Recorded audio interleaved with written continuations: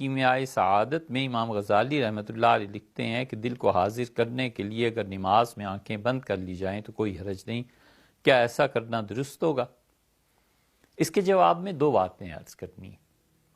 ایک تو یہ کہ بھیا کبھی بھی تصوف کی کتابوں کو مت پڑھیے، سیدھی سادی سی بات۔ یا تو آپ صوفی ہیں اور کوئی شیخ آپ کی تربیت کر رہے ہیں، آپ اللہ کا نام جپتے ہیں، آپ مراقبہ کرتے ہیں، اس میں کوئی چیز پیش آ جاتی ہے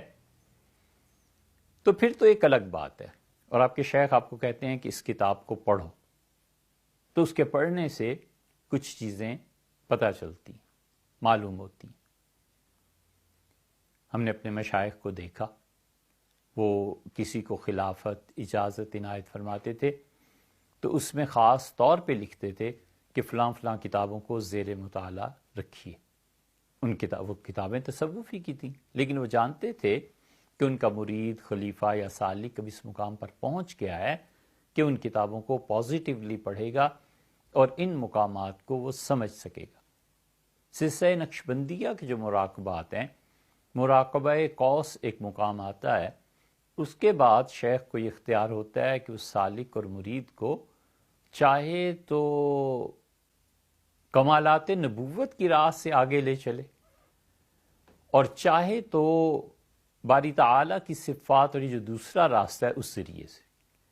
اور وہ چاہے اور سالک کی استعداد قوی ہو تو دونوں کا مشاہدہ کروائے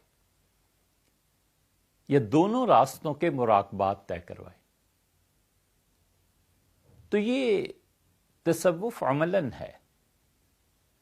تصوف کی دو قسمیں ہیں، ایک قسم ہے جو عام عوام کے ساتھ ہے، اپنے اخلاقیات کو ٹھیک کر لینا، اللہ کا خوف ہونا، بس ایک عام سادہ سے مسلمان کے لیے کافی، اور ایک جسے تصوف کا شوق ہے، ذوق ہے، مزید محنت کر سکتا ہے، اس کے لیے مشائخ پھر ایک اور راہ تجویز کر دیتے ہیں۔ یہ وہ چیز ہے جہاں پہنچ کے تصوف کی کتابیں پڑھی اور پڑھائی جاتی ہیں، کوئی حرج نہیں۔ لیکن عام آدمی، یہ دونوں علوم اس کی گمراہی کا سبب بنتے ہیں۔ بغیر استاد کے احادیث کو پڑھنا، صحیح بخاری ہے، مسلم ہے، اگر استاد کے بغیر پڑھے گا تو انہی احادیث کو پڑھ کے گمراہ ہو جائے گا۔ ہمیں کوئی خوف نہیں ہے اس بات کا کہ اس بات کی کوئی تردید کرے گا۔ یہ آپ کو عوام، ان میں جو لوگ حدیث کا مطالعہ کرتے ہیں وہ، اور بڑے بڑے اچھے اساتذہ جنہوں نے زندگی گزاری ہے حدیث کے پڑھنے اور پڑھانے میں، وہ سب بتائیں گے کہ براہ راست حدیث کا اور تصوف کی کتابوں کا مطالعہ نہیں کرنا چاہیے، کیمیائے سعادت نہیں پڑھنی چاہیے، استاد سے پڑھیے۔ اور رہے گی دوسری بات کہ اس میں آپ نے اسپیسیفکلی آنکھیں بند کرنے کا کہا ہے، تو بھیا ٹھیک ہے، آنکھیں بند کرے آدمی نفل نماز میں، فرض میں جی لگنے لگے، لیکن ہمیں اس سے کہیں زیادہ بہتر یہ لگتا ہے کہ دل لگے نہ لگے آنکھیں کھول کے نماز پڑھنی چاہیے۔ حضرت رسالت مآب صلی اللہ علیہ وسلم آنکھیں کھول کے ہی نماز پڑھتے تھے۔ رسول اللہ صلی اللہ علیہ وسلم کا ایک ایک عمل، ادنا سے ادنا چیز جو ہماری سمجھ میں بھی آ جائے اور ہماری سمجھ میں نہ بھی آئے، فرض کر لیجئے تو بھی وہ اس سارے جہان کے اعمال سے افضل ہے۔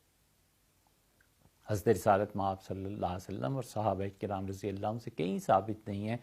کہ وہ آنکھیں بند کر کے نماز پڑھتے ہوں، بس ان کی اتباع کافی، دل لگے نہ لگے آنکھیں کھول کے ہی نماز پڑھنی چاہیے۔